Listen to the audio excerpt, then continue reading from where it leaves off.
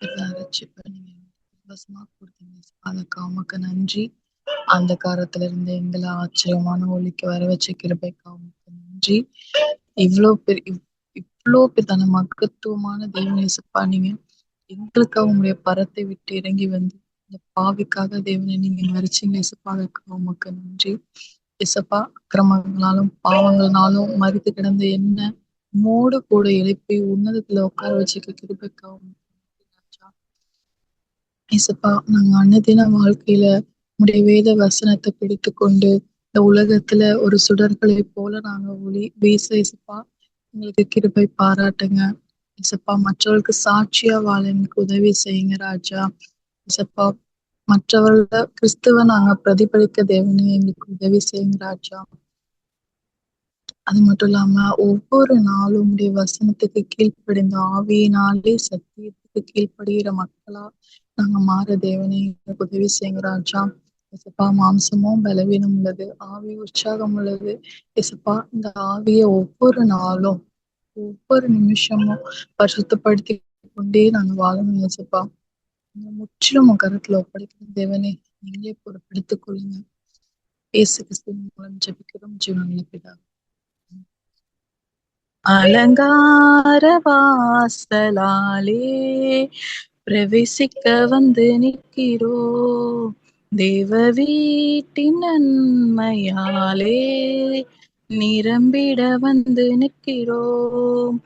அலங்கார வாசலாலே பிரவேசிக்க வந்து நிற்கிறோ, தேவ வீட்டின் நன்மையாலே நிரம்பிட வந்து நிற்கிறோம். ஆராதிக்க வந்தோம், அன்பு கூற வந்தோம், ஏகோவா தேவனையே துதித்திட வந்தோம், தொழுதிட வந்தோம், தூயவர் இயேசுவையே. ஆராதிக்க வந்தோம், அன்பு கூற வந்தோம், ஏகோவா தேவனையே துதித்திட வந்தோம், தொழுதிட வந்தோம், தூயவர் இயேசுவையே. ஆலயம் செல்லுவதே அது மகிழ்ச்சியை தந்திடுதே, ஆலயம் செல்லுவதே அது மகிழ்ச்சியை தந்திடுதே, என் சபையுடனே உம்மை தொழுதிடவே கிருபையும் கிடைத்திட்டதே, என் சபையுடனே உம்மை தொழுதிடவே கிருபையும் கிடைத்திட்டதே. ஆராதிக்க வந்தோம், அன்பு கூற வந்தோம், ஏகோவா தேவனையே துதித்திட வந்தோம், தொழுதிட வந்தோம், தூயவர் இயேசுவையே. பலிகளை செலுத்திடவே ஜீவ பலியாக மாறிடவே, பலிகளை செலுத்திடவே ஜீவ பலியாக மாறிடவே, மறுரூபத்தின் இதயத்தை தந்தீரே, சோஸ்திரம் சோஸ்திரமே. மறுரூபத்தின் இதயத்தை தந்தீரே, சோஸ்திரம் சோஸ்திரமே. ஆராதிக்க வந்தோம், அன்பு கூற வந்தோம், ஏகோவா தேவனையே துதித்திட வந்தோம், தொழுதிட வந்தோம், தூயவர் இயேசுவையே. வானாதி வானங்கள் கொள்ளாதவரே, வார்த்தையால் வர்ணிக்க கூடாதவரே, ஓயாமல் உன் புகழ் நான் பாடுவேன், என்றுமே என்றுமே என்றென்றுமே. வானாதி வானங்கள் கொள்ளாதவரே, வார்த்தையால் வர்ணிக்க கூடாதவரே, ஓயாமல் உன் புகழ் நான் பாடுவேன், என்றுமே என்றும் என்றென்றுமே. ஹalleluya ஹalleluya ஆமென். ஹalleluya ஹalleluya ஆமென். ஹalleluya ஹalleluya ஆமென்.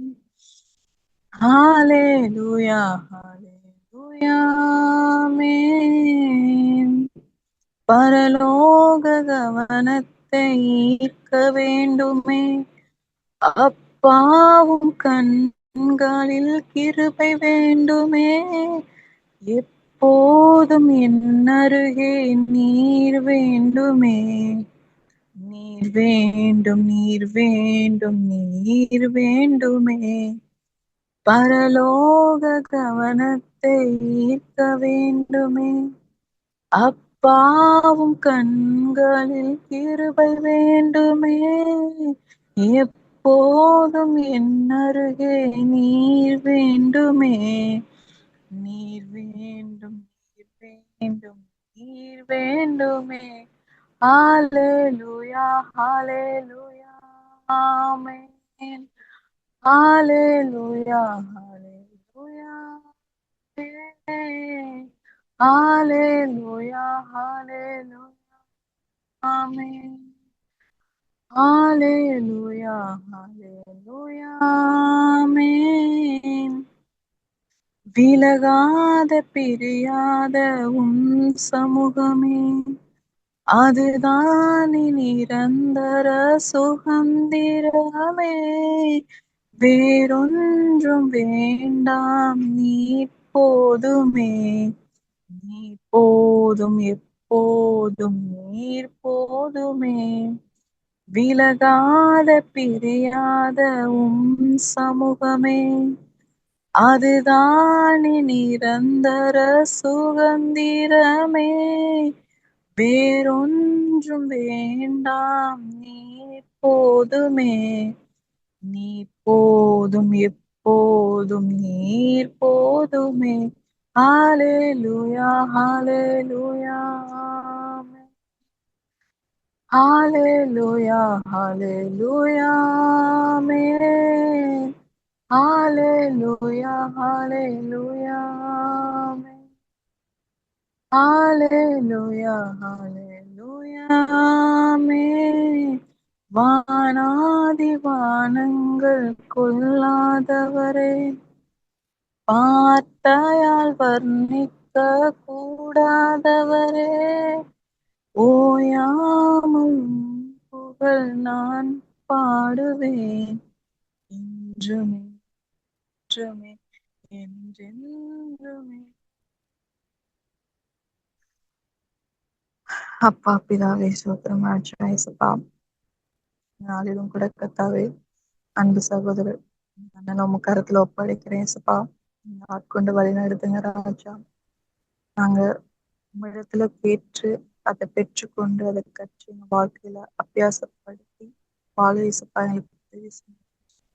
ஒவ்வொரு நாளும் எங்களை பரிசுத்தத்தோட வாழவீங்க சப்பா. அதுக்கு ஒப்பு கொடுக்கிற ராஜா சப்பா. பரிசுத்தமா இருக்கிறதா உங்களுடைய சித்தமா இருக்கிறார். சித்தத்தை நிறைவேற்றலாம் மாறு தேவனே. பிறப்பை பாராட்டுங்க ராஜா. இறக்கம் பாராட்டுங்க சப்பா. எவ்வளோ பேர் நாங்கள் ரசிப்பது இது இலவசமா கொடுத்தீங்க ராஜா. தேவனே, எங்க குயவன் கையில கொடுக்கறது உங்களோட கொடுக்கணும் சப்பா. நீங்க எங்களை வணங்கி உங்களுக்கு பாத்திரமா நீங்க பாத்துக்க ராஜா. உம்முடைய சித்தத்தை நிறைவேற்றி உமக்கு சாட்சியா வாழணும். ஆத்தும ஆதாயம் செய்யணும். மற்றவர்கள் பிரோஜனப்படுத்திக் கொள்ளணும். எந்த சூழ்நிலையிலும் மற்றவர்களுக்கு எதிராக இருக்கக்கூடாது சுவாமி. உங்களுக்கு தாழ்த்து ஆட்கொண்டு வழி நடத்தணும். ஒரு நாள் ஒரு இந்த பயன்படுத்த பிரோஜனமா இருக்கிறது சுவாமி. இயேசு கிறிஸ்து மூலம் ஜெபிக்கிறேன். ஆமென். Amen. Amen. Thank you, sister, for leading worship. கர்த்தருடைய பரிசுத்த நாமத்துக்கு மகிமை உண்டாகட்டும். இந்த நாளில் சிஸ்டர் தேன்மொழி அவர்களால் பைபிள் ஸ்டடி ஷேர் பண்ண முடியாத சூழ்நிலை இருக்கிறபடினாலே உங்கள் மத்தியிலே சுருக்கமாக சில காரியங்களை சொல்லி கடந்து செல்ல நான் விரும்புகிறேன். இந்த நாளிலே நாம் டிஸ்பென்சேஷன் ஆஃப் காட்ஸ் கிரேஸ் என்ற தலைப்பில் ஒரு சில காரியங்களை மாத்திரம் நாம் பார்ப்போம். தேவனுடைய கிருபையை குறித்து நாம் யாவரும் அறிந்திருக்கிறோம். இதை குறித்து ஒரு வேத வசனத்தை நாம் வாசிப்போம். யாத்ராகமம் 34ஆம் அதிகாரம் 6ஆம் வசனம் என்ன சொல்கிறது என்று நாம் வாசிப்போம். கர்த்தர் அவனுக்கு முன்பாக கடந்து போகிற போது அவர், கர்த்தர் கர்த்தர் இரக்கமும் கிருபையும் நீடிய சாந்தமும் மகா தயையும் சத்தியமுள்ள தேவன் என்று அவர் சொல்கிறார். மோசே, நான் கர்த்தரை காண வேண்டும் என்று ஆசையாய் கர்த்தரிடத்தில் கேட்கிறார்.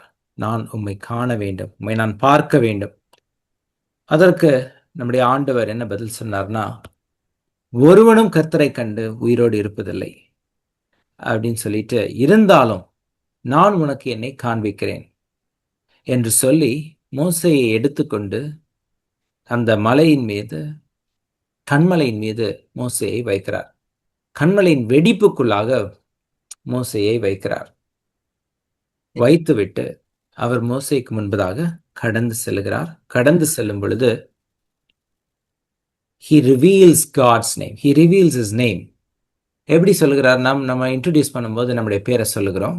அதே போலதான் ஆண்டவரும் தன்னை மோசஸ் இடத்துல வெளிப்படுத்தி காண்பிக்கும் பொழுது அவர் சொல்லுகிற வார்த்தை என்ன பாருங்க, கர்த்தர் கர்த்தர். 2 முறை சொல்றார், ஒரு தடவை சொன்னாலும் பரவாயில்ல. கர்த்தர் கர்த்தர் இரக்கமும் கிருபையும் உள்ளவர். ஃபர்ஸ்ட் ஓப்பனிங் ஸ்டேட்மெண்ட்டை அவர் என்ன சொல்றாருன்னா, இரக்கமும் கிருபையும் உள்ளவர். அப்ப இரக்கம்னா மர்சி, கிருபைனா கிரேஸ். ரெண்டுத்துக்குள்ள வித்தியாசத்தை நான் உங்களுக்கு சொல்லுகிறேன். சொன்ன பின்பதாக மற்ற காரியங்களை குறித்து நாம் டிஸ்கஸ் பண்ணலாம். இப்போ மர்சினா என்ன, கிரேஸ்னா என்ன அப்படின்னு பார்க்கும் பொழுது, கிருபை அதாவது கிரேஸ் அப்படின்னா தகுதியில்லாத ஒருவருக்கு, தகுதியற்ற ஒருவருக்கு கொடுப்பது. இப்போ நம்ம எக்ஸாம் எழுதியிருப்போம், நம்ம மார்க் வாங்கியிருப்போம். 35 வாங்கினா பாஸ், ஆனால் 30 மார்க் தான் வாங்கியிருப்போம். ஆனால் 5 மார்க் போட்டால் நம்ம பாஸ் ஆயிடலாம் இல்லையா? 35 பாஸ். இப்போ எவ்வளோ பாஸ்ன்னு தெரியல, நாங்கள் படிக்கிற காலங்களில் 35 தான் பாஸ் மார்க்.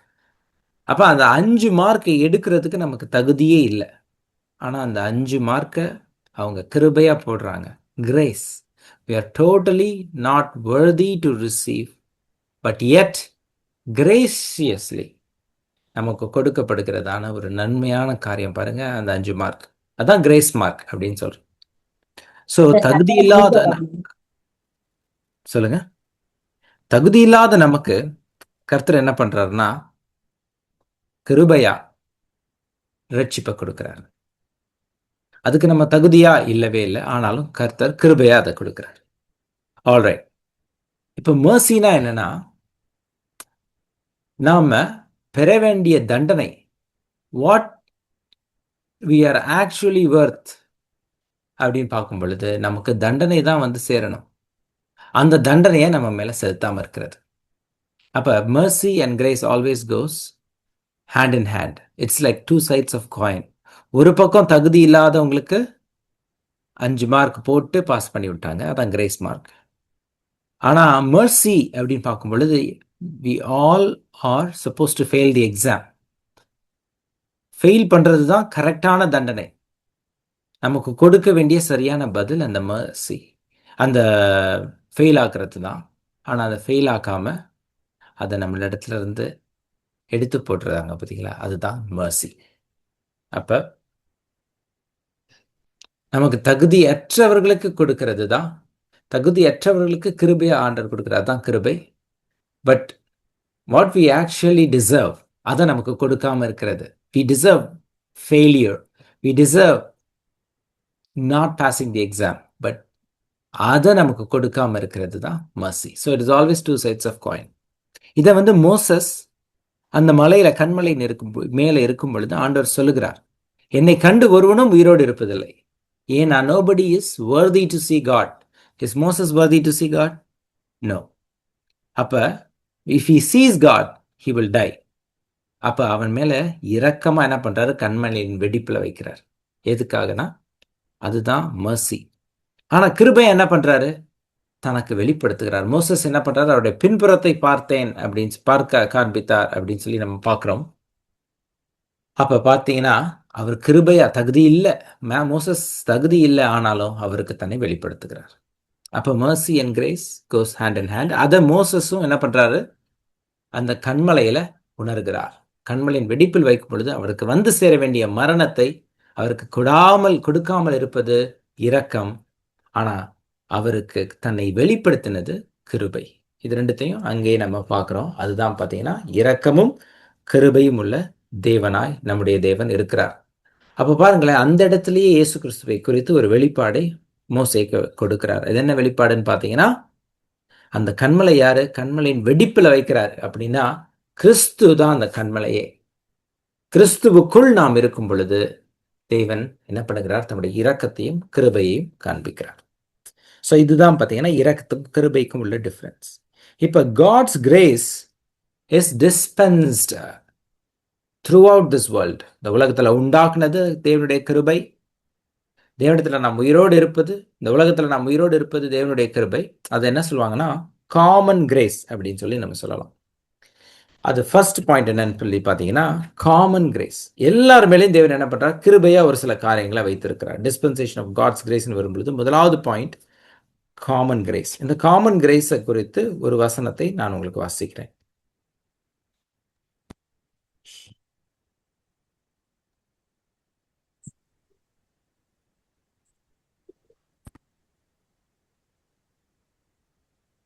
மத்தேயு 5ஆம் அதிகாரம் 45ஆம் வசனத்தை நாம் வாசிப்போம்.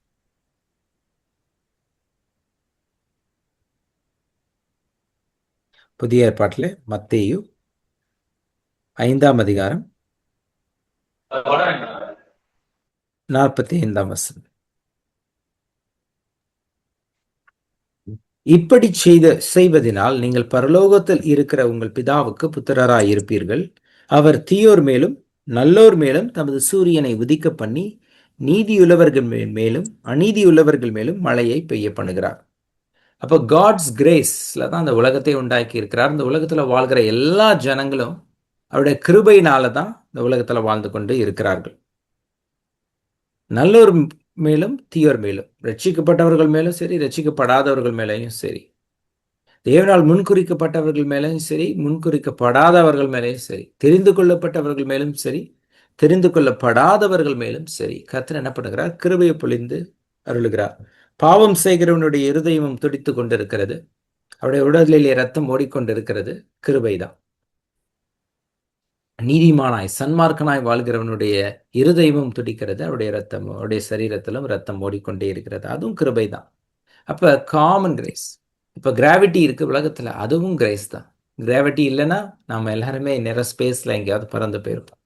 So God's grace is dispensed according to God's will. அவர் தம்முடைய சித்தத்தின்படியே இந்த உலகத்தை உண்டாக்கினார், மனிதனை உண்டாக்கினார், எல்லாம் நல்லது என்று கண்டார். அப்ப எல்லாருக்கும் ஏன் ஆண்டவர் டக்குன்னு இந்த பாவம் செய்கிறவங்களெல்லாம் அழிச்சிடலாமே அப்படின்னு நமக்கு ஒரு கேள்வி வருகிறது. உலகத்துல எவ்வளவு அக்கிரமம் அநியாயம் நடக்கிறதே, அவர்கள் எல்லாரையும் ஆண்டவர் ஒரே நேரத்துல அழித்து விடலாமே என்று நமக்கு ஒரு கேள்வி வரும் பொழுது ஆண்டவர் என்ன பண்றாருன்னா காமன் கிரேஸை எல்லாருக்கும் கொடுத்திருக்கிறார். God has given us free will and everything. So God is going to allow certain things to pass. God is going to allow certain things to happen. But there is also God's grace behind it. But என்னன்னு பார்த்தீங்கன்னா, God என்ன பண்றாரு? அவருடைய common கிரேஸை dispense பண்ணுகிறார். எப்படி dispense பண்ணுகிறார் அப்படின்னு பார்க்கும் பொழுது, அவர் தம்முடைய கிருபையினாலே அவருடைய சித்தத்தின்படியே என்ன பண்ணுகிறார்? அதை டிஸ்பென்ஸ் பண்ணுகிறார். எல்லாருக்கும் அந்த கிருபை வந்து சேருகிறது. ஆனா ஸ்பெஷல் கிரேஸ்ன்னு ஒன்று இருக்குது. அதை குறித்து தான் நம்ம பார்ப்போம். அப்போ காமன் கிரேஸ் என்ன? உலகத்துல சூரியன் உதிக்கிறது, மழை பொழிகிறது, நிலம் விளைகிறது, நம்ம எல்லாருக்கும் சரீரத்தில் எல்லாம் ஃபங்க்ஷன் ஆகுது. செல் அதனுடைய வேலையை செய்கிறது, டிஎன்ஏ அதனுடைய வேலையை செய்கிறது, இருதயம் துடிக்கிறது. நாம் வாழ்ந்து கொண்டே இருக்கிறோம். நாம் யாரும் இருதயத்துக்கு சொல்றதில்லை எப்படி துடிக்கணும்னு, நாம் யாரும் ரத்தத்திற்கு சொல்லுவதில்லை எப்படி அது ஓடணும்னு. God's grace is being dispensed naturally. That's common grace. அது நான் நிற்பதும் நிர்மூலமாகாமல் இருப்பதும் அவருடைய சுத்த கிருபையேன்னு வசனம் சொல்லும் பொழுது நாம் இதைதான் நம்ம சொல்லுகிறோம். ஸோ அதுதான் காட் கிரேஸ். ஆல்ரைட். இப்போ அடுத்த ஒரு வசனம் என்னன்னு பார்த்தீங்கன்னா, செகண்ட்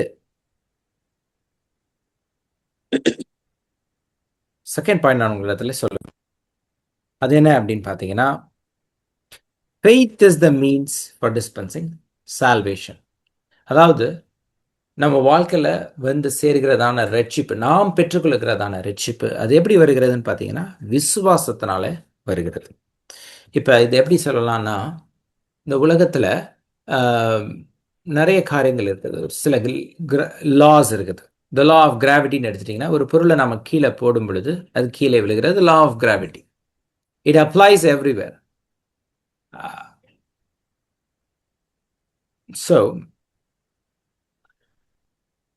ஸோ ஃபெய்த் அப்படின்னு நம்ம எடுத்துக்கொள்ளும் பொழுது faith is also a law.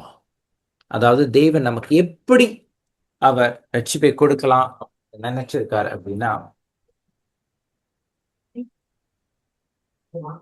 தேவன் எப்படி நமக்கு ரட்சிப்பை கொடுக்கிறது அப்படின்னு டிசைட் பண்ணியிருக்காருன்னா, விசுவாசத்தின் மூலமாக தேவன் என்ன பண்ணுகிறார், அந்த ரட்சிப்பை கொடுக்க அவர் சித்தமுள்ளவராக இருக்கிறார். இதுக்கு ஒரு வசனம் நம்ம வாசிப்போம். எல்லாருக்குமே தெரிஞ்ச வசனம் தான். என்னன்னு பார்த்தீங்கன்னா, எஃபீஷியன்ஸ் சாப்டர் 2 verse 8. எபேசியர் 2ஆம் அதிகாரம் 8ஆம் வசனம். கிருபையினாலே விசுவாசத்தை கொண்டு ரட்சிக்கப்பட்டீர்கள், இது உங்களால் உண்டானதல்ல, இது தேவனுடைய ஈவு. அப்படி நம்ம பார்க்கும் பொழுது தேவன் என்ன பண்ணுகிறார்னா, நமக்கு ரட்சிப்பை எப்படி கொண்டு வந்து சேர்க்கிறார்னா விசுவாசத்தின் மூலமாக தான். அவர் இலவசமா நமக்கு ரட்சிப்பை கொடுக்கிறாரு. But he has destined through faith he is going to dispense his grace, salvation. அப்ப நமக்கு எப்படி பரலோகத்துக்கு போகுது அப்படின்னு உங்களுக்கு ஒரு கேள்வி வரும் பொழுது, முதலாவது நம்ம என்ன பண்றோம்னா, நான் பாவி என்பதை நாம் உணர்கிறோம். உலகத்துல பிறந்த எல்லாருமே, நான் கிறிஸ்தவ குடும்பத்துல பிறந்ததுனால நான் கிறிஸ்தவன் அல்ல, ஏதோ எனக்கு கிறிஸ்தவ பேர் இருக்கிறதுனால நான் கிறிஸ்தவன் அல்ல, நான் சர்ச்சுக்கு போறேன், சர்ச்சில் மெம்பரா இருக்கிறேன், வாரம் வாரம் எல்லா காரியங்களும் சரியாய் செய்கிறேன், அதனால் நான் கிறிஸ்தவன் அல்ல. நான் எதனால் கிறிஸ்தவன் அப்படின்னு பார்க்கும் பொழுது, விசுவாசத்தை கொண்டு ரட்சிக்கப்பட்டு மறுபடியும் பிறக்கும் பொழுதுதான் நான் கிறிஸ்தவனாக மாறுகிறேன். அப்ப அவர் கிருபையை நமக்கு கொடுக்கிறார். உலகத்துல பிறந்த எல்லாருமே பாவிகள் தான், எல்லாருமே நரகத்திற்கு பாத்திரவான்கள் தான், எல்லாருமே நரகத்துக்கு தான் போகணும். ஆனா அவர் கிருபையா அந்த ரட்சிப்பை கொடுத்திருக்கிறார். ஆனா அந்த ரட்சிப்பை பெற்றுக்கொள்வதற்கு நாம மற்ற எதையும் நம்ம செய்ய வேண்டியதில்லை. அவரை விசுவாசிச்சா போதும். என்ன விசுவாசம்? கர்த்தராக இயேசு கிறிஸ்து சிலுவையில் எனக்காக மரித்தார். அவர் எனக்காக என் மீது வர வேண்டிய தண்டனையை தன் மீது ஏற்றுக்கொண்டார். நான் பாவி, ஏதோ நான் நல்லவனா இந்த உலகத்துல வாழ்கிறதுனால நான் நீதிமான் அல்ல. நான் பாவியாக இந்த உலகத்துல பிறந்திருக்கிறேன். எனக்கும் ரட்சிப்பு தேவை, எனக்கும் ரட்சகர் தேவைன்னு நீங்க உணர்றீங்க பார்த்தீங்களா? ஃபர்ஸ்ட் உணர்ந்து இயேசு விசுவாசிக்கும் பொழுதுதான் அந்த ரட்சிப்பு உங்களுக்கு வருகிறது. ஒருவேளை இன்றைக்கு கூட நீங்க அதை உணரல, நானும் ரட்சிக்கப்படணும், நானும் மறுபடி பிறக்கணும், நானும் இயேசுவை ஏற்றுக்கொள்ளணும், எனக்குள்ள ஒரு மாற்றம் வரணும் அப்படின்னா ஃபர்ஸ்ட் ஸ்டெப் அப்படின்னு பார்த்தீங்கன்னா இயேசுவை நீங்க விசுவாசிக்கிறது. நான் பாவி, இயேசு மாத்திரம்தான், இயேசு மட்டும்தான், அவரே வழியும் சத்தியமும் ஜீவனுமா இருக்கிறார், அவரை என்று ஒருவனும் பிதாவினிடத்துல செல்வதில்லைன்னு வசனம் சொல்லுகிறபடினால அவரை ஏற்றுக்கொள்ளும் பொழுது நமக்கு அந்த ரட்சிப்பு வந்து சேருகிறது. ஸோ கிருபையினாலே விசுவாசத்தை கொண்டு ரட்சிக்கப்பட்டீர்கள், இது உங்களால் உண்டானதல்ல, இது தேவனுடைய ஈவு, ஒருவரும் இனிமை பாராட்டாதபடிக்கு இது கிரியைகளினாலே உண்டானதல்ல என்று அப்போஸ்தலனாகிய பவுல் எபேசியருக்கு இங்கே எழுதுகிறதை நாம் பார்க்கிறோம். அப்போ ஃபர்ஸ்ட் என்னன்னு பார்த்தீங்கன்னா, common grace is being dispensed according to God's will to all human beings that is born into this world. That's common grace. அடுத்து என்னன்னு பார்த்தீங்கன்னா, faith is the means through which God dispenses salvation. அவரை விசுவாசிக்கும் பொழுது மாத்திரம்தான் நமக்கு ரட்சிப்பு வந்து சேருகிறது. ஸோ அதுதான் பார்த்தீங்கன்னா இரண்டாவது point. This is how God dispenses grace. இப்போ மூன்றாவது பாயிண்ட் என்ன அப்படின்னு நம்ம பார்க்கும் பொழுது, prayer is the means for dispensing God's grace or God's provision. அது எங்க பார்க்குறோம்னா, பிலிப்பியருக்கு எழுதின அப்போஸ்தலனாகிய பவுல் பிலிப்பியருக்கு எழுதின நிருபம் 4ஆம் அதிகாரம் 4 முதல் 6 வரை உள்ள வசனத்திலே நம்ம பார்க்கிறோம். என்ன கர்த்தருக்குள் கர்த்தருக்குள் எப்பொழுதும் எப்பொழுதும் சந்தோஷமாயிருங்கள். சந்தோஷமாயிருங்கள் என்று மறுபடியும் சொல்கிறேன். உங்கள் சாந்த குணம் எல்லா மனுஷருக்கும் தெரிந்திருப்பதாக. கர்த்தர் சமீபமாயிருக்கிறார். நீங்கள் ஒன்றுக்கும் கவலைப்படாமல் எல்லாவற்றையும் குறித்து உங்கள் விண்ணப்பங்களை ஸ்தோத்திரத்தோடே கூடிய ஜெபத்தினாலும் வேண்டுதலினாலும் தேவனுக்கு தெரியப்படுத்துங்கள். ஆமென். அடுத்த வசனம் வாசிக்கும் பொழுது, அப்பொழுது எல்லா புத்திக்கும் மேலான தெய்வ சமாதானம் உங்கள் இருதயங்களையும் உங்கள் சிந்தனைகளையும் கிறிஸ்து இயேசுவுக்குள்ளாக காத்துக்கொள்ளும். அப்ப நாம் ஒன்றுக்கும் கவலைப்படாமல் எல்லாவற்றையும் குறித்து உங்கள் விண்ணப்பங்களை ஸ்தோத்திரத்தோடைய கூடிய ஜெபத்தினாலும் வேண்டுதலினாலும் தேவனுக்கு தெரியப்படுத்துங்கள். அப்பொழுது அதற்கு கட்டாயம் ஒரு பதில் உண்டு அப்படின்னு சொல்லி இங்க பார்க்குறாரு. ஸோ தேர்ட் பாயிண்ட் என்னன்னு பார்த்தீங்கன்னா, prayer is the means for dispensing God's provision. God's grace எப்படி நமக்கு வந்து சேர்கிறது? ஃபர்ஸ்ட் காமன் கிரேஸ் பார்த்தோம். அடுத்த 3 காரியமும் நான் இங்கே பார்க்கறது என்னன்னு பார்த்தீங்கன்னா, special grace. First special grace என்னன்னா ஃபெய்த், விசுவாசத்தின் மூலமாக ரட்சிப்பு நமக்கு வந்து சேர்கிறது. ரெண்டாவது என்னன்னு பார்த்தீங்கன்னா, ஜெபத்தின் மூலமாக நமக்கு தேவனுடைய ப்ரொவிஷன், தேவன் நமக்கு கொடுக்கிறதான ஆசீர்வாதங்கள் நமக்கு வந்து சேர்கிறது.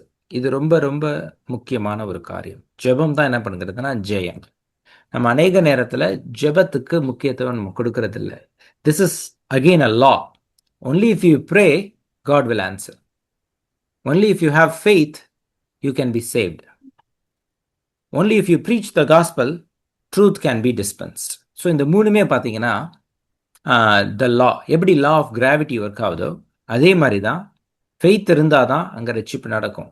ஃபெய்த் இல்லை அப்படின்னா உங்களுக்கு ரட்சிப்பு வந்து சேராது. அதே மாதிரி ப்ரேயர் நீங்கள் பண்ணாதான் உங்களுக்கு தேவனுடைய ஆசீர்வாதங்களை உங்களால் பெற்றுக்கொள்ள முடியும். அதனால தான் கேளுங்கள் தரப்படும், தட்டுங்கள் திறக்கப்படும் அப்படின்னு சொல்லி கர்த்தராகிய இயேசு கிறிஸ்து சொன்னார். நீங்கள் பார்க்கும் பொழுது இயேசு கிறிஸ்து அநேக தரம் தனிமையாக போய் ஜெபிக்கிறதை நம்ம பார்க்கிறோம். If Jesus prayed so much, why shouldn't we not pray? Why should we not pray?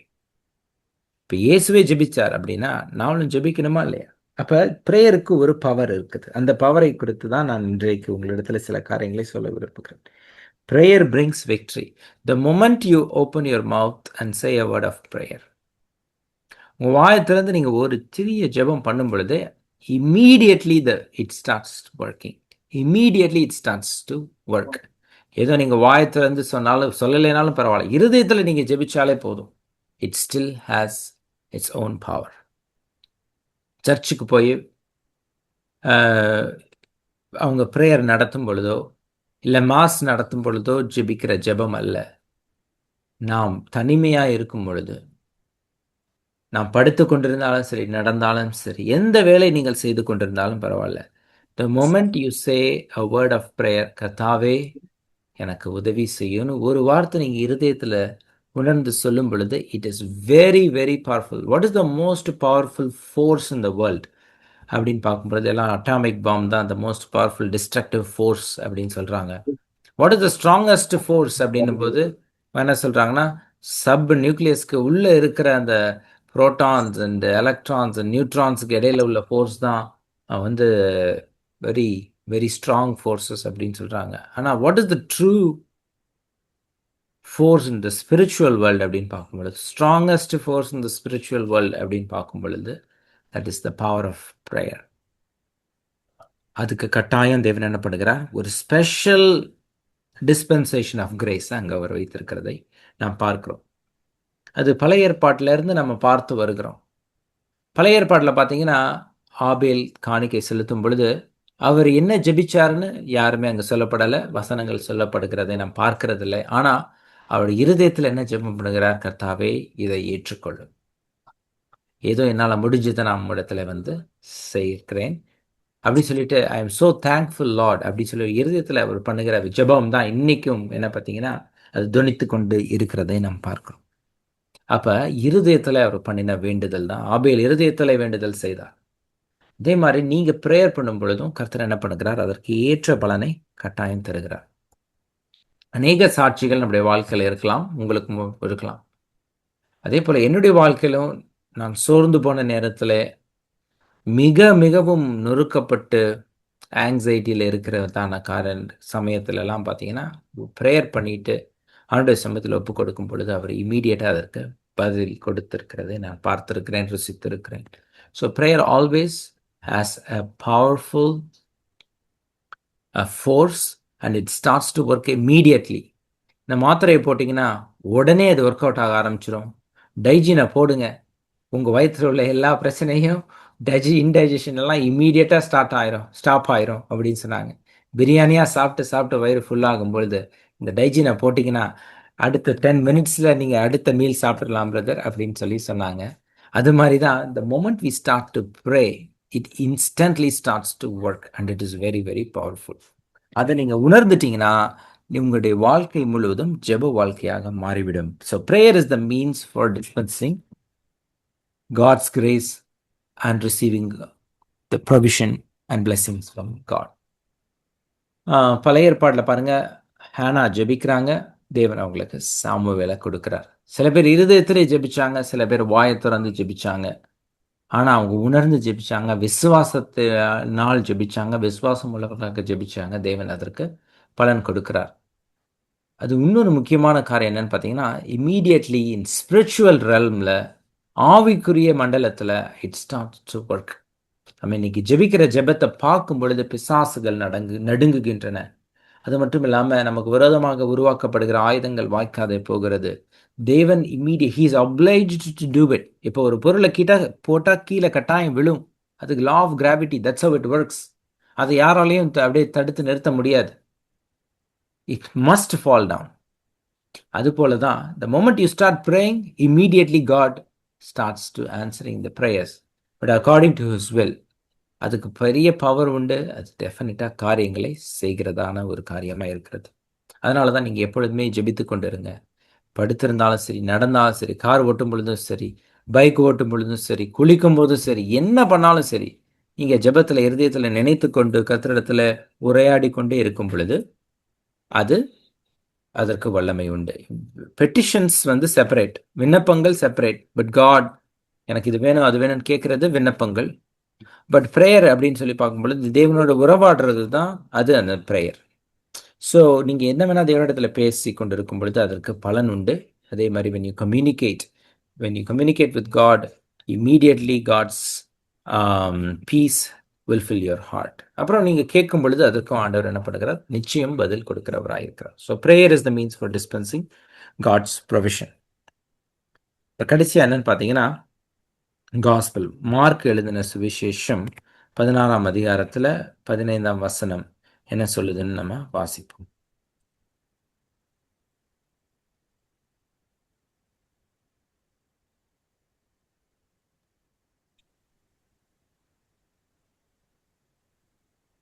இயேசு கிறிஸ்து தன்னுடைய சீடர்களை பார்த்து என்ன சொல்லுகிறார்? பின்பு அவர் அவர்களை நோக்கி, நீங்கள் உலகமெங்கும் போய் சர்வ சிருஷ்டிக்கும் சுவிசேஷத்தை பிரசங்கியுங்கள். விசுவாசம் உள்ளவனாகி ஞானஸ்நானம் பெற்றவன் ரட்சிக்கப்படுவான், விசுவாசியாதவனோ ஆக்கணைக்குள்ளாக தீர்க்கப்படுவான் அப்படின்னு சொல்லி இயேசு கிறிஸ்து சொல்கிறத நம்ம பார்க்குறோம். So God has given us a command to go and preach the gospel. இப்போ சுவிசேஷத்தை பிரசங்கிக்கிறதுக்கு நாம தேவனுக்கு தேவையா அப்படின்னு ஒரு கேள்வி வரும் பொழுது, நாம தேவனுக்கு தேவையே இல்லை. அவர் நினைச்சா வானத்தில் உள்ள கிளவுட்ஸ் எல்லாம் ஒன்னா சேர்த்து, எல்லா ஸ்டார்ஸையும் ஒன்னா சேர்த்து, Jesus is the Lord, Jesus the way, the truth and the life அப்படின்னு சொல்லிட்டு எல்லா ஸ்டார்ஸும் அலைன் ஆகுதுன்னு வச்சுக்கோங்க. அமாவாசை அன்னைக்கு நைட்டு ஸ்டார்ஸ் எல்லாம் எல்லாருமே பார்த்துட்டு ஆஹா Jesus is the only lord அப்படின்னு பிலீவ் பண்ணுவாங்க. இல்லைனா கிளவுட்ஸ் மார்னிங் டைமில் கிளவுட்ஸில் எல்லாம் ஒன்றா சேர்ந்து ஜீசஸ் இஸ் காட், அவரே வார்த்தை தேவனாகி உலகத்தில் வந்தார் அப்படின்னு ஒரு வசனம் இருந்துச்சுன்னா அதை பார்த்து எல்லாருமே மணந்துடும். So if God wants, he can definitely preach the gospel within a second. அதுவும் இன்றைக்கு மாடர்ன் டெக்னாலஜி இருக்குது. ஒரு கிளவுட்ஸ் அங்கே ஒரு வசனத்தை ஃபார்ம் பண்ணுச்சுன்னா டக்குன்னு இன்ஸ்டாகிராமில் ஃபோட்டோ எடுத்து போட்டுருவாங்க, உலகம் எங்கும் பரவிடும். பட் அப்படி தேவன் செய்யலை. But God chose to partner with human beings. நம்மளோட மனிதர்கள் மூலமா தேவன் பார்ட்னர் பண்றாரு பாருங்க, அதுவே காட்ஸ் கிரேஸ் தான். நம்மளையும் ஒரு கருவியாக யூஸ் பண்ணுறாரு. Because God wants to reward us. God wants to reward us. சில டைம் நம்ம வீட்டில் பிள்ளைகளுக்கு நம்மளே செஞ்சு முடிச்சிடலாம் ஒரு சில வேலைகளை, ஆனால் அந்த பிள்ளைகளுக்கு செய்ய சொல்லி நம்ம சொல்லுவோம். ஏன்னா we want them to be a part of it. அவங்க செஞ்சு முடிச்சோன்னா அவங்களுக்கு என்கரேஜ் பண்ணோம், அவங்களுக்கு ஏதாவது கிஃப்ட் கொடுப்போம், இல்லைன்னா ஏதாவது ஒரு ரிவார்ட் கொடுப்போம். அதில் நமக்கு ஒரு சந்தோஷம். அதே நேரத்தில் அவங்களையும் நம்ம ப்ரிப்பேர் பண்ணுகிறோம். அதே மாதிரி தான் காட் என்ன பண்ணுறாரு? God partnered with us. That itself is God's grace. அதே மாதிரி தான் என்ன பண்ணுறாரு? God is dispensing the truth into this world through gospel. இன்றைக்கும் பாருங்கள், எத்தனை புத்தகங்கள், எத்தனை பேர் போதிக்கிறாங்க, எத்தனை பேர் சுவிசேஷத்தை சொல்கிறாங்க, எத்தனை பேர் கர்த்தரை பறைசாற்றுறாங்க, எத்தனை மிஷன்ஸ், எத்தனை மிஷனரிஸ், எத்தனை ஸ்தாபனங்கள் உலகம் முழுவதும், எத்தனை பேர் ஓடிக்கொண்டே இருக்கிறாங்க ஒவ்வொரு செகண்டும். To reach the unreach, to reach the lost. காணாமற் போனவர்களை தேடி உலகம் எங்கும் போய் சுவிசேஷத்தை சொல்லணும்னு சொல்லிட்டு எத்தனை மிஷனரிஸ், எத்தனை பேர் தன்னுடைய வாழ்க்கையில் எல்லாவற்றையும் திறந்து கர்த்தருக்காக ஓடுறாங்க. ஏன் ஓடுறாங்க அப்படின்னு பார்த்தீங்கன்னா, சத்தியத்தை உலகம் எங்கிலும் எடுத்து செல்ல வேண்டும், கர்த்தராகிய ஆண்டவர் கொடுத்த அந்த வசனத்தை நிறைவேற்றணும் அப்படின்ட்டு அவங்க இருதயத்துக்குள்ள கர்த்தர் அந்த வாஞ்சியை வைத்திருக்கிறபடினாலே அவரே விருப்பத்தையும் செய்கையும் நமக்குள் உண்டாக்கி நம்மை செயல்பட வைக்கிறார் என்று நாம் பார்க்கிறோம். So this itself is God's grace. God can easily preach the gospel. இன்னும் இல்லை, ஒரு தெய்வ தூதன் இந்த உலகத்தில் வந்து எல்லாருக்கும் முன்பதாக சுவிசேஷத்தை சொன்னால் போதும், people will immediately come to know all the truth. But God chose to partner with us, and that is grace of God. And gospel is the mission through which he planned to dispense truth into this world. அதுவும் பாருங்க, ஒரு லா மாதிரி தான். இன்னைக்கு நம்ம சுவிசேஷம் பிரசங்கித்தா தான், கேட்கிறவன் இல்லைன்னா எப்படிங்க விசுவாசம் வரும்? எப்படி ஒருவன் விசுவாசிக்க முடியும் அப்படின்னு சொல்லி ஒரு கேள்வி அங்கே நம்ம வேதத்தில் எழுப்புக்கிறதை நாம் பார்க்கிறோம். அப்போ சுவிசேஷகன் இல்லைன்னா எப்படி மக்கள் கேட்பார்கள் சத்தியத்தை என்று வேதம் சொல்லுகிறது. அப்போ God has partnered with us. God has chosen gospel as a means for dispensing truth. அதுவும் பாருங்க, தேவனுடைய கிருபை, அவருடைய சத்தியங்கள், இயேசு கிறிஸ்துவை பற்றிய சத்தியங்கள், ரட்சிப்பை குறித்த சத்தியங்கள், தேவனை குறித்த சத்தியங்கள், இது எல்லாவற்றையும் நமக்கு கொண்டு வந்து சேர்க்கிறது சுவிசேஷமாக இருக்கிறது. இன்றைக்கும் என்னோட வேதத்தில் நம்முடைய கைகளிலே வேதம் இருக்கிறதை நாம் பார்க்கிறோம். அந்த வேதத்தை மொழிபெயர்க்கிறதுக்கு எத்தனை பாடுகள் பட்டாங்க இல்லையா? இது இன்றைக்கும் நம்முடைய கரங்களிலே வந்து சேர்ந்திருக்கிறது. எத்தனை மிஷினரிகள், தமிழில் யாரோ ஒருவர் என்றைக்கோ ஒரு நாள் ஒரு மிஷினரி வந்து அந்த தமிழை கற்றுக்கொண்டு அதை மொழிபெயர்த்திருக்கிறார். அதனால இன்றைக்கு நாம சுவிசேஷத்தை, சத்தியத்தை நம்மால் வாசிக்க முடிகிறது, நம்மளால் உணர்ந்து கொள்ள முடிகிறது. சும்மா இல்லை, ஒரு புது லாங்குவேஜை கற்றுக்கொண்டு அதை கருத்தாக கிராமட்டிக்கலாக கரெக்டாக டிரான்ஸ்லேட் பண்ணணும்னா எத்தனை முயற்சி எடுத்திருப்பாங்க பார்த்தீங்களா? இரவும் பகலும் வேலை பார்த்துருப்பாங்க. நம்மளால் பைபிளையே வாசித்து முடிக்க முடியல, ஆனால் அவங்க ஒவ்வொரு வசனமாக சுவிசேஷத்தை டிரான்ஸ்லேட் பண்ணியிருக்காங்க, வேத வசனங்களை டிரான்ஸ்லேட் பண்ணியிருக்காங்க. பிழை இல்லாமல், அந்த மீனிங் மாறிடக்கூடாது, அதற்காக அவ்வளோ முயற்சி எடுத்து அவள் செய்திருக்கிறார். அது எப்படின்னு பார்த்தீங்கன்னா, மிஷன் தான், God's mission. So gospel, the mission of God is the means for dispensing truth. So இப்படி தான் தேவனுடைய கிருபை நமக்கு வந்து சேர்கிறது. நான் இதில் ஒரே ஒரு காரியத்தை மட்டும் எம்ஃபசைஸ் பண்ணிட்டு நான் முடிக்க விரும்புகிறேன். என்னன்னு பார்த்தீங்கன்னா, prayer is the means for dispensing God's provision and faith is the means for dispensing salvation. கிறிஸ்துவ வாழ்க்கையில் நாம் ரட்சிக்கப்படணும்னா முதல் காரியம் என்னன்னா, விசுவாசிங்க, கர்த்தராகிய இயேசுவை விசுவாசிங்க. ஏன்னா இன்றைக்கு நாம் மரித்தால் நாம் பரலோகத்துக்கு போகணும், ரட்சிப்பின் நிச்சயம் நமக்கு இருக்கணும். ரெண்டாவது பார்த்தீங்கன்னா ப்ரேயர். ப்ரேயர் நம்ம என்ன நினைக்கிறோன்னா, அது ஆண்டவருக்கு தான் எல்லாமே தெரியுமே, எனக்கு என்ன தேவைன்னு கர்த்தர் அறிந்திருக்கிறாரே, என் நாவில் சொல் பிறப்பதற்கு முன்பதாகவே அவர் நான் என்ன சொல்ல போறேன்னு அறிந்திருக்கிறாரே, அப்புறம் எதுக்கு நான் ஜெபம் பண்ணிக்கிட்டு? நான் ஜெபம் பண்ணிட்டு கர்த்தரை மாற்ற முடியுமா? He's a sovereign God. அவர் நேற்றும் இன்றும் என்றும் மாறாதவராக இருக்கிறார். அப்புறம் எதுக்கு நான் ஜெபம் பண்ணிட்டு கர்த்தர் அதுக்கப்புறமா கோர்ஸை எப்படி அவர் மாற்றுவார்? அப்படிலாம் நமக்கு கேள்வி வரும் பொழுது, you're all right, we cannot change God. Our prayer is not going to change God, but God has already made provision. God has already knows that you are going to pray even before the foundation of the world. உலக தோற்றத்துக்கு முன்பதாகவே இந்த சிச்சுவேஷன்லையும் இந்த சந்தர்ப்பத்தில் நீங்கள் ஜெபம் பண்ணுவீங்க அப்படின்னு கர்த்தர் அறிந்திருக்கிறார். ஏன் அறிந்திருக்கிறார்னா, அந்த சிச்சுவேஷனும் சந்தர்ப்பத்தையும் உங்கள் வாழ்க்கையில் அனுமதித்தவரே அவர் தான். இந்த மாதிரி சந்தர்ப்பங்களும் சூழ்நிலைகளும் உங்கள் வாழ்க்கையில் வரும் பொழுது நீங்கள் ஜெபிப்பீர்கள் என்று கர்த்தர் அறிந்து அதற்கான ப்ரொவிஷனை ஆல்ரெடி ப்ரொவைட் பண்ணி வச்சுட்டார். ஸோ நான் ஏற்கனவே சொன்னபடி நாம் ஜெபிக்கும் பொழுது அதற்குரிய பலனை கர்த்தர் என்ன பண்ணிட்டார், ஆல்ரெடி ப்ரொவைட் பண்ணி வச்சுட்டார். அதனால தான் நாம் உறுதியோடு விசுவாசத்தோடு ஜெபிக்க முடியும். அதனால நீங்கள் ஜெபித்து பாருங்க, கர்த்தர் உங்களுக்கு ஏற்ற பலனை தருவார். இந்த கிறிஸ்தவ வாழ்க்கையில் 2 காரியம், ஒன்றுன்னு பார்த்தீங்கன்னா வேத வசனம், ஒன்று ஜெபம். இது ரெண்டுமே இருக்கும் பொழுது அது உங்களை கடைசி வரைக்கும் விசுவாசத்தில் உறுதியாக இருக்க வைக்கிறதான ஒரு காரியமாக இருக்கிறது. ஒருவேளை இதுவரைக்கும் நீங்கள் ஒரு நாளில் நான் ஜெபிச்சதே இல்லை, கர்த்தராகிய இயேசு என்ன சொன்னார்னா 1 மணி நேரமாவது என்னோடு கூட விழித்திருந்து ஜெபிக்கக்கூடாதுன்னு சொன்னார். இன்றைக்கு ஒரு தீர்மானம் நீங்கள் எடுங்க. நான் ஒவ்வொரு நாளும் ஒரு காலையில் ஒரு 10 நிமிஷமாவது ஜெபிப்பேன். இரவில் தூங்குறதுக்கு முன்பதாக ஒரு 10 நிமிஷமாவது நான் ஜெபிக்க போகிறேன்.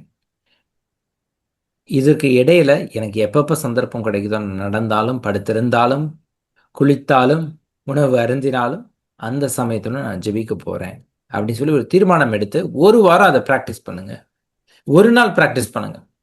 You will immediately see a difference. Instantly you will see a difference. ஏதோ ஒரு காரியத்துக்காக ஜெபம் பண்ணிப்பார், கர்த்தர் என்ன பண்ணுவார், வழிவாசல்களை திறப்பார். அதை உங்களால் கட்டாயம் உணர முடியும். அதான் prayer, the power of prayer. அப்புறம் ஃபெய்த். ஒருவேளை இன்னைக்கு நீங்கள் ரட்சிக்கப்படலை அப்படின்னா, இன்றைக்கு நாம் ஜெபிக்க போகிறோம்.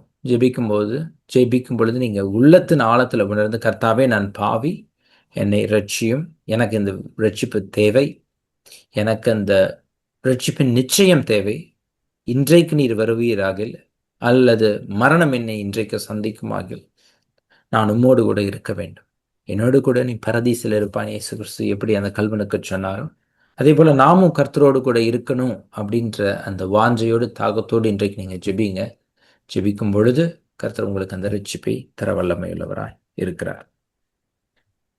ஆல்ரைட், கேட்ட காரியங்களிலிருந்து ஏதாவது உங்களுக்கு ஒரு கேள்விகள் இருக்குமானால் இந்த நேரத்தில் பகிர்ந்து கொள்ளுங்கள்.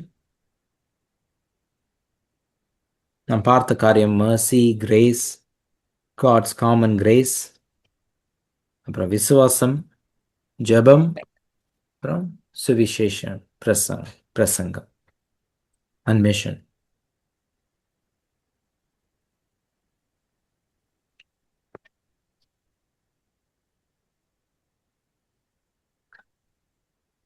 ஆல்ரைட், நாம் கண்களை மூடி ஜெபிப்போம். முதலாவது இந்த ரட்சிப்புக்காக ஜெபிக்க போகிறோம். ரட்சிக்கப்படாதவர்கள், ரட்சிப்பு நிச்சயம் இல்லாதவர்கள் இந்த நேரத்தில் உங்கள் உள்ளத்தில், ஆண்டவரே நான் பாவி, எனக்கு இந்த ரட்சிப்பு வேண்டும், உடைய வருகையிலே நான் எடுத்துக்கொள்ளப்படணும், நான் பரலோகத்துக்கு போகணும், எனக்கும் ரட்சிக்கப்பட்ட அனுபவம் வேண்டும் என்று சொல்லி நீங்கள் இந்த நேரத்தில் ஜெபிங்க. நான் அதற்காக முதலாவது நம்ம ஜெபிப்போம். அப்பா பிதாவே, இந்த நேரத்திலுமாய் கூட ரட்சிக்கப்படாதவர்கள், ரட்சிப்பு நிச்சயம் இல்லாதவர்களாய் உடைய சமூகத்தில் விசுவாசத்தோடு வந்து நிற்கிற ஒவ்வொருவரையும் நீர் கண்ணோக்கி பார்க்க நாங்கள் ஜெபிக்கிறோம். அவர்களுக்கு உமது விலையேறப்பெற்ற ரட்சிப்பை நீர் தந்தருள நாங்கள் ஜெபிக்கிறோம். அவளை நீர் மறுபடியும் பிறக்க வைக்க நாங்கள் ஜெபிக்கிறோம். இயேசப்பா, பாவி என்று உணர்ந்து இரட்சகர் எனக்கு தேவை என்று அவளை நோக்கி ஜெபிக்கிற இந்த பிள்ளைகளுக்கு நீர் இறங்கி அவளுக்கு ரட்சிப்பை கொடுத்து அவளை மறுபடியும் பிறக்க வைக்க முடிய சமூகத்தில் நாங்கள் கெஞ்சி மன்றோடுகிறோம். கர்த்தாவே, இப்பொழுதே அவளுக்கு ஒரு மாற்றத்தை உண்டு பண்ணுவீராக. இன்றைக்கே ரட்சணிய நாள் என்று வேதம் சொல்லுகிறதே, அவளை நீர் மறுபடி பிறக்க செய்வீராக. உடைய ரட்சிப்பை நீர் அவளுக்கு காண்பித்து உடைய அன்பை அவருடைய இருதயத்திலே ஊற்றி இன்றைக்கு முதல் ஒரு பெரிய மாற்றத்தை அவருடைய வாழ்க்கையை உண்டாக்கி உமக்கென்று எழும்பி பிரகாசிக்க பண்ணுவீராக. ஆண்டவரே, விதமாக நீ செய்கிறதற்காக உமக்கு கோடான கோடி நன்றி கர்த்தாவே. உமக்கு நாங்கள் மகிமை செலுத்துகிறோம். அடுத்தபடியாக நாம் இந்த ஜெபத்துக்காக ஜெபிக்க போகிறோம். நீங்க இந்த சமயத்துல எனக்கு அந்த ஜெப ஆவியின் மீது ஊற்றி ஜெப வாஞ்சை கர்த்தர் வைத்தருளுங்க அப்படின்னு சொல்லிட்டு நீங்க ஜெபிங்க. ஜெபிக்கிற வேலையில கர்த்தர் என்ன பண்ண போறாருன்னா, உங்களுக்குள்ள அந்த வாஞ்சையும் தாகத்தையும் வைத்து உங்களை ஆசீர்வதிப்பார். நம் கண்களை மூடி ஜெபிப்போம். எங்களை நேசிக்கிற நல்ல தகப்பனே, எங்களுக்கு நீர் ஜெப ஆவியை ஊற்றி எங்களுக்குள் வைத்து நீர் எங்களை வழி நடத்த ஒப்புக் கொடுக்கிறோம். ஆண்டவரே, ஜெபிக்க வேண்டும் என்கிற தாகத்தை கர்த்தர் எங்கள் இடத்துல வைப்பீராக. ஏசப்பா, அதன் மூலமாக உடைய கிருபையை நாங்கள் பெற்றுக்கொள்ள எங்களுக்கு நீர் அனுகிரகம் பண்ண நாங்கள் ஜெபிக்கிறோம். எங்களோடு கூட நீர் பேசுவீராக. உடைய வசனம் எங்கள் இருதயத்தில் கிரியை செய்து ஏசப்பா மீது எங்களுக்கு வாஞ்சி உண்டாக்க நாங்கள் ஜெபிக்கிறோம். ஆண்டவரே, இரவும் பகலும் நாங்கள் உண்மையே சார்ந்திருக்க எங்களுக்கு உதவி செய்வீராக. வந்து இந்த நாளிலே கேட்டுக்கொண்டிருந்த ஒவ்வொருவரையும் நீர் ஆசீர்வதிங்க, குடும்பத்தை ஆசீர்வதிங்க. எத்தனையோ பிரச்சனைகளும் போராட்டங்களும் கவலைகளும் ஆண்டவரை நிச்சயமற்ற சூழ்நிலைகள் நம்முடைய வாழ்க்கையில் இருக்கிறது. அதை நீர் அறிந்திருக்கிறீர். இருதயத்தின் வியாகுலங்கள் இயக்கங்கள் எல்லாவற்றையும் கர்த்தர் அறிந்திருக்கிறீர். ஏசப்பா, நீர் அவர்களுக்கு ஒரு ஆறுதலை தந்து சமாதானத்தினால் நிரப்பி அவர்கள் ஜெபிக்கிற காரியம், அவர்கள் ஏங்குகிற காரியம் எல்லாவற்றையும் நிறைவேற்றி நாங்கள் ஜெபிக்கிறோம். நிறைவாய் நீர் ஆசீர்வதிப்பீராக. ரட்சிப்பின் சந்தோஷத்தை நீர் அவர்கள் காணும்படி செய்வீராக. தொடர்ந்து அவர்களை நீர் எடுத்து பயன்படுத்த நாங்கள் ஜெபிக்கிறோம். ஆண்டவருடைய குடும்பத்தில் உள்ள ஒவ்வொருவரையும் கர்த்தர் ஆசீர்வதித்து நீர் பயன்படுத்துவீராக. ராஜா, அன்பு சமூகத்தில் ஒப்புக் கொடுக்கிறோம். இரவு வேளையை ஆசீர்வதித்து தாங்க. எங்களோடு கூட சொப்பனத்தில் பேசுங்க. எங்களோடு கூட நீங்க இடைபடுங்க. ஆண்டவரே, தூக்கம் இல்லாமல் கஷ்டப்படுற யாராக இருந்தாலும் உங்களுக்கு நல்ல உறக்கத்தை தருவீராக. கர்த்தர் தமக்கு பிரியமானவனுக்கு நித்திரை அளிக்கிறார் என்று வேதம் சொல்லுகிறதே. அவனுக்கு நல்ல உறக்கத்தை தந்து அயர்ந்த நித்திரையை தருவீராக. Give them a peaceful heart. Remove all the anxiety and fear, O Lord Jesus Christ. We surrender completely. உடைய சமூகத்தில் எங்களை முழுவதுமாய் தாழ்த்தி அர்ப்பணிக்கிறோம். ஆசீர்வதித்து பாதுகாத்து வழி நடத்துவீராக. இயேசு கிறிஸ்துவின் நாமத்தினாலே ஜெபிக்கிறோம் எங்கள் நல்ல பிதாவே, ஆமென். என் ஆத்துமாவே கர்த்தரை ஸ்தோத்திரி, முழு உள்ளமே பரிசுத்த நாமத்தை ஸ்தோத்திரி. என் ஆத்துமாவே கர்த்தரை ஸ்தோத்திரி, கர்த்தர் செய்த சகல உபகாரங்களையும் மறவாதே. ஆமென்.